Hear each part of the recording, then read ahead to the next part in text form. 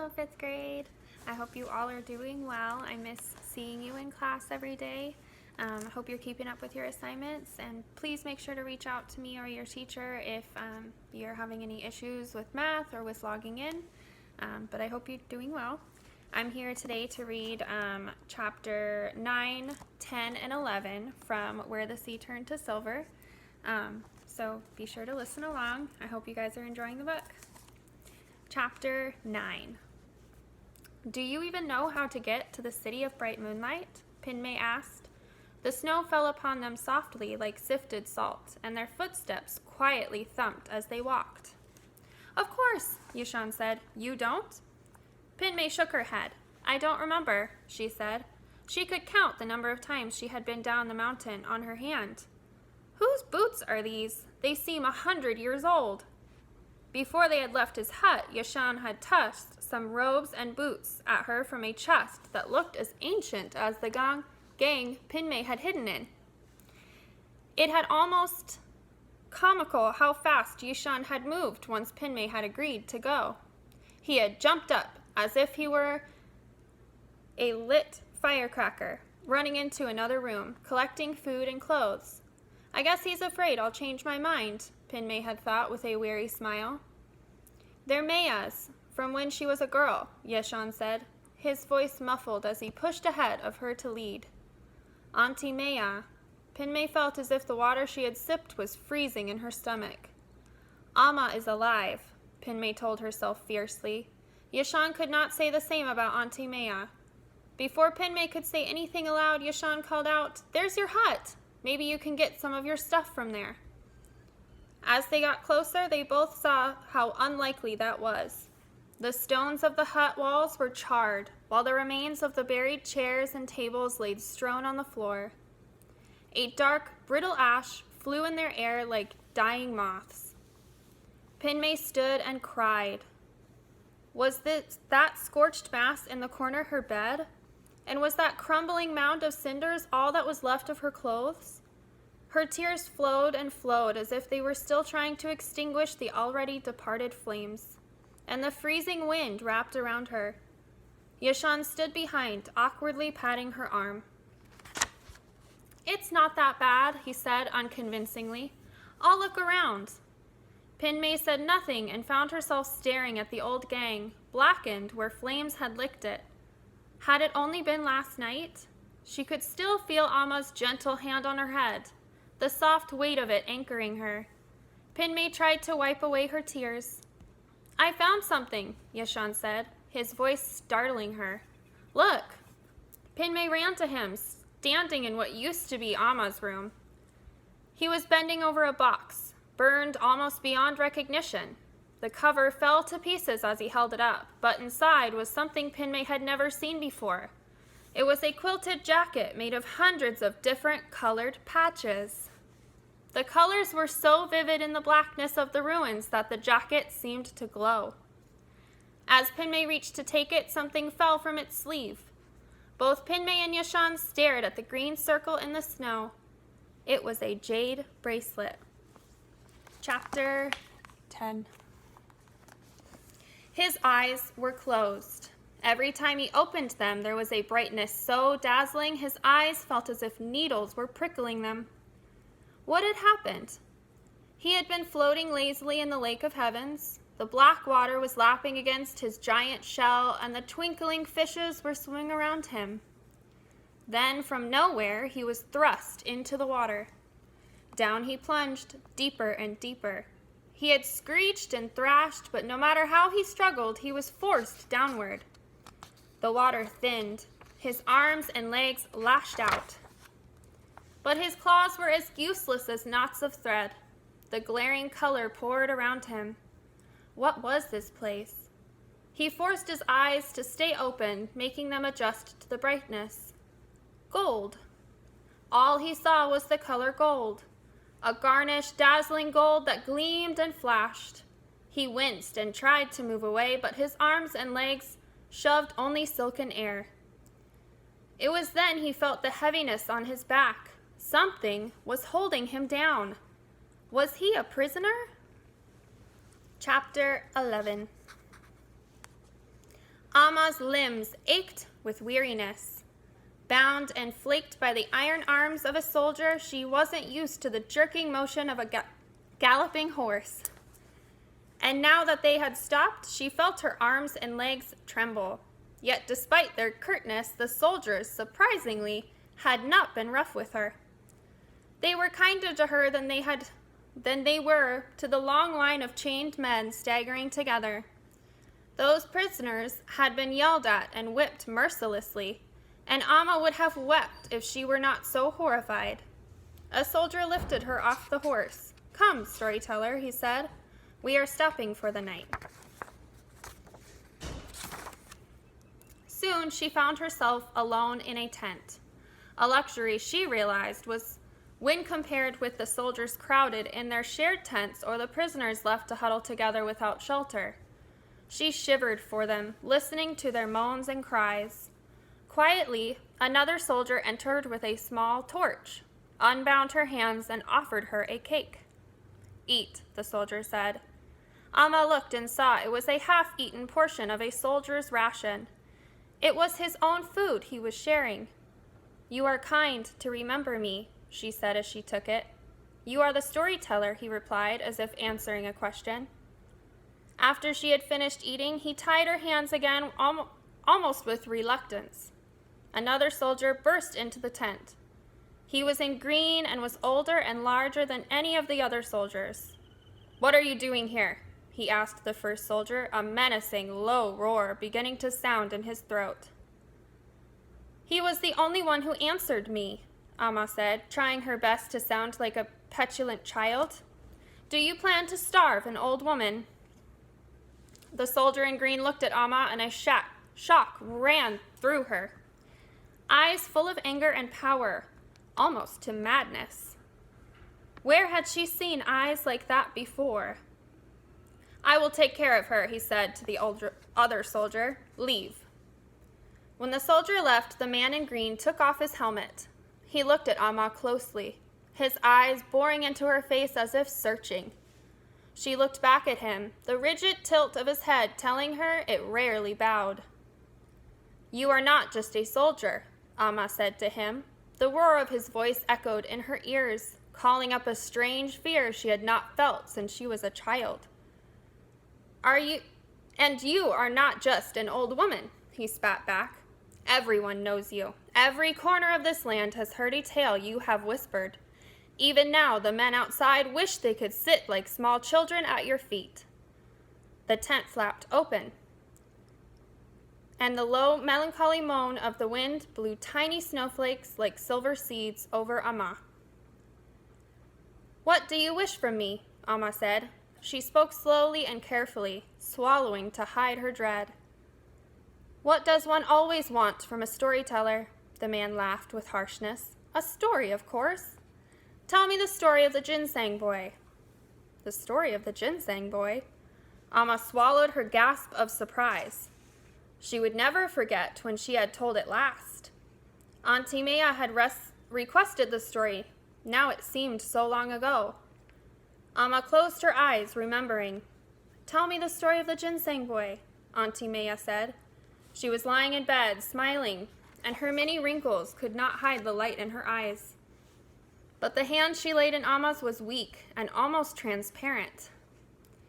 "It's the last story I wish to hear before I die," Auntie Maya said. She looked at Pinmay and Yashan, also standing by her bed.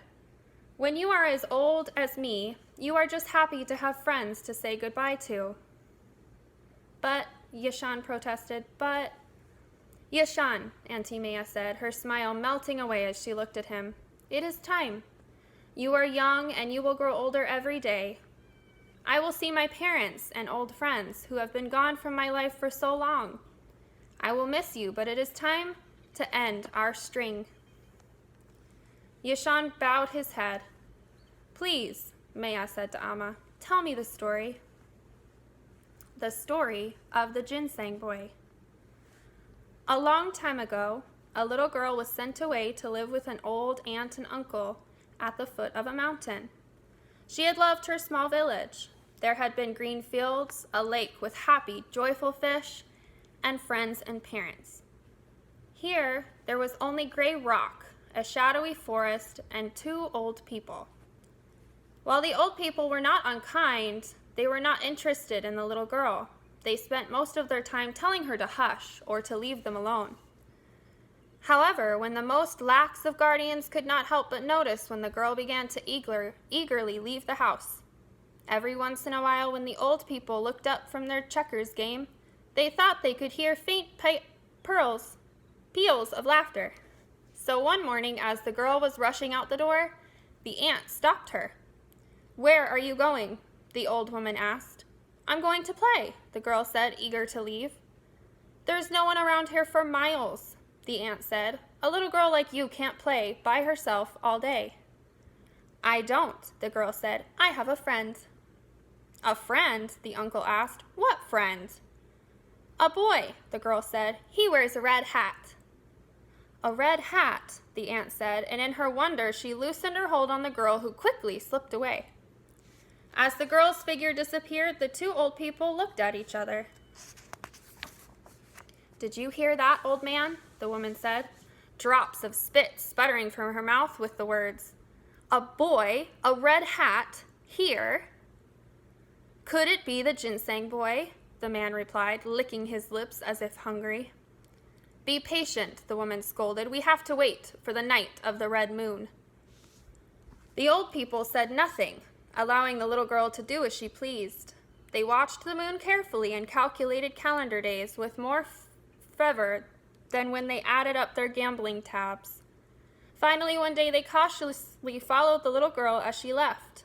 From a distance, they watched as she rounded the house. Then a little boy appeared. He was dressed in bright red from head to foot. "It is the ginseng boy," the man said. "Shh," the woman said angrily. "Keep quiet." The 2 children played for a while, climbing trees and drawing in the dirt. Finally, at noon,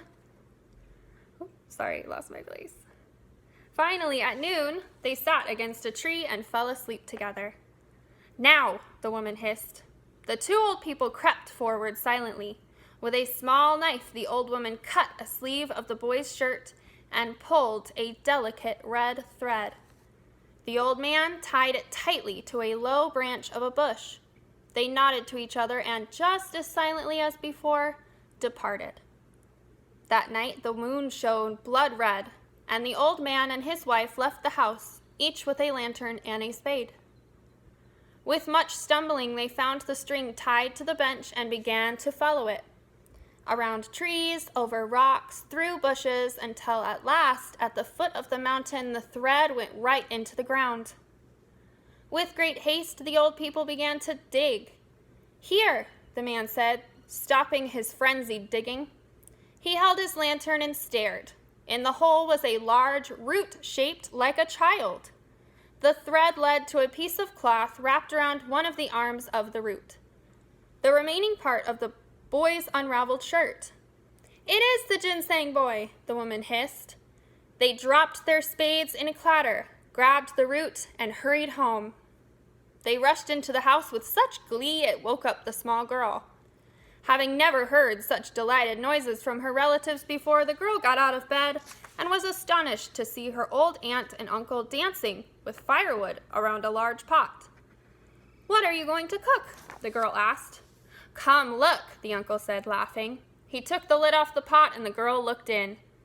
"It's just a root," the girl said, confused. "Ha ha," the uncle gloated. "You don't recognize your little friend, do you? That is because we caught him when he was completely helpless, on the night when he must turn into a root." "It's the ginseng boy, and we're going to cook and eat it," the aunt said, "and then your uncle and I will be young again."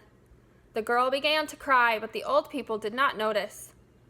"I will be young again," the uncle repeated, then stopped. "Eating part of the root will only make me younger," he thought. "If I eat the whole thing, I would not only be young, but live forever, too." The aunt didn't notice her husband's silence, for she was thinking the same thing. "Why share the root?" she thought. "I might only get 100 more years, but if I eat all of it, I would never die." "Husband," the old woman said slyly, "the root must boil all day before we can eat it. and the water has not even warmed yet. Your parents live only an hour's walk west of here. Why don't you go and get them to share in our fortune? There'll be plenty for all." "Dear wife," the man said, "I was thinking the same about your parents. They are only 1 hour east of here. Why don't you go and get them?" Slowly, both old people edged towards the door, each encouraging the other to leave. As the sun began to rise, they reluctantly parted ways, both constantly looking over their shoulders to check on each other. Neither one, of course, gave a second thought to their little niece. However, as soon as they left the house, the girl wiped her eyes and stuck out her chin. She put out the fire and took the lid off the heavy pot. As the light of the sun streamed into the pot, the boy sat up and quickly jumped to the floor, dripping. Just then, loud voices and the thumping of running footsteps were heard outside the door. "Why are you rushing back?" the old man's voice said.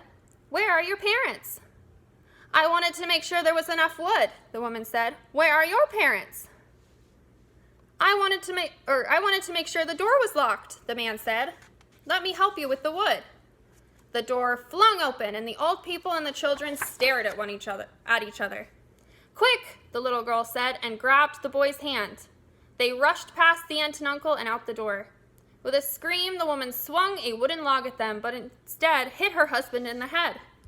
He, in turn, dropped his wood on her feet. Both fell to the ground, cradling their injured parts and cursing each other. And what of their niece and the ginseng boy? They ran far, far away, where they were never heard from again. "Thank you," Auntie Maya said. She smiled again, but this time her smile was tired, and her eyes dimmed. "The little girl did her aunt and uncle a favor," Auntie Maya said slowly, her eyes closing. "They would have been miserable immortals."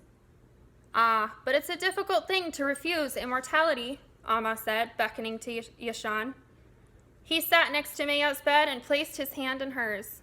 "It shouldn't be," Auntie Maya said, her words even slower, as if she were speaking through water. With one last effort, she opened her eyes and looked at Yashan. "That kind of immortality is not for us humans. It would drive us mad." Auntie Maya closed her eyes for the final time. Amma put her hand on Yashan's shoulder, and he bowed his head. "Old woman," the man said with impatience, "did you hear me? Tell me the story of the ginseng boy." Amma opened her eyes and looked into his face, startled again by the brutality in his black eyes. "No," she said. Her heart beat as quickly as a battle drum, but she knew she had no other answer. "No," the man roared, his face so distorted with anger he looked more like an animal than a man, his teeth glittering in the flickering torchlight. "No," Amma repeated. "You obviously already know it." She watched him clench and unclench his fist, fighting the anger that wanted to explode inside him, an anger so intense that she knew he was rarely denied. You stupid old woman," he finally sputtered. "I will deal with you later." He glared, shoving his helmet on his head, and stormed out of the tent. Amma stared at the forceful figure, powerful even as it disappeared into shadow. "Until then," she whispered, "Your Exalted Majesty." And that's it. Chapter 11. Hope you guys like the book. Bye.